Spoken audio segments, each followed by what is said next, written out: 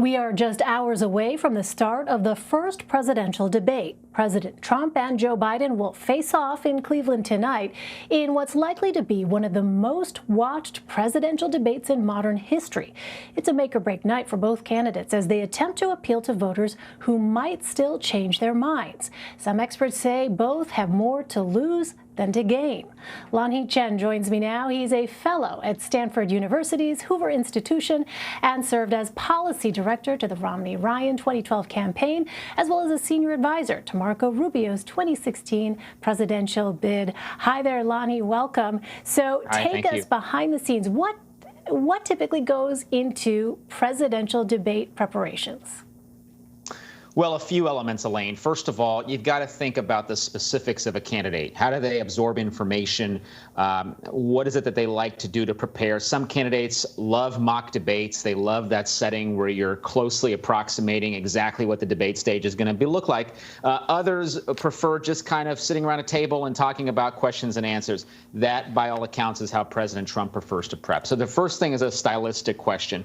Then there's the substance. You know, I led Mitt Romney's effort in terms of preparing information on issues, making sure that he was fully briefed on all of the issues of the day, understood the contrast with President Obama, understood kind of what the big contentious points would be in the debate. And then the final issue is really, what is the core message that you want to get across that evening? You know, debates more than anything else are about messaging the big picture, figuring out what it is that you can convey to the American people in a very limited amount of time. So we really start from those three places and move forward. So, as we know, it's clear that President Trump seeks out confrontation. How do you help prepare a candidate when that is the case, when the opponent is someone who thrives in that kind of environment and that confrontational tone and tenor? There's two ways to do it. So one way is to try and play their game. This is something that you saw Marco Rubio try in 2016 when they got into a debate about, I think it was the size of hands, which was a little bit of an awkward conversation, but it's an effort to kind of get into a similar mind space and similar tone as the other person. The other way to do it, which is how I suspect the Biden team will work tonight, is to de-escalate the conversation.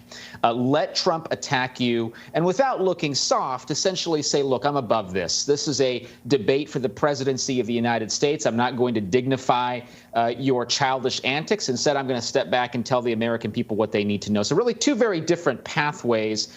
Some candidates, you know, they really excel at going toe-to-toe. They really excel at escalating and going to that level or down to that level with somebody who attacks you. In other situations, though, as I suspect tonight will be, I think you're going to see two very different styles, and as a result, an effort to draw contrast.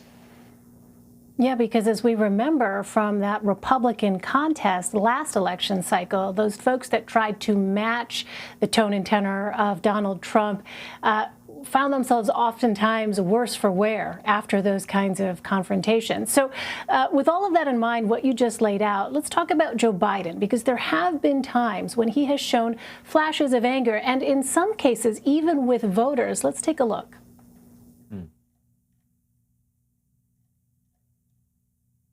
You're selling access to the president just like he is.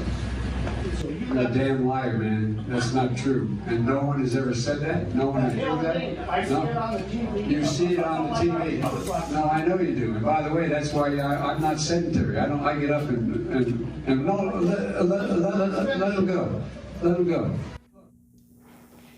So it may have been a little hard to hear there, but the voter said, you're selling access to the president just like he was. And then Joe Biden said, quote, you're a damn liar, man. That's not true. No one has ever said that. And that exchange went on. So, Lanhee, in the climate that exists now, is that temper a potential liability or an asset? And does that provide a potential opening for Donald Trump?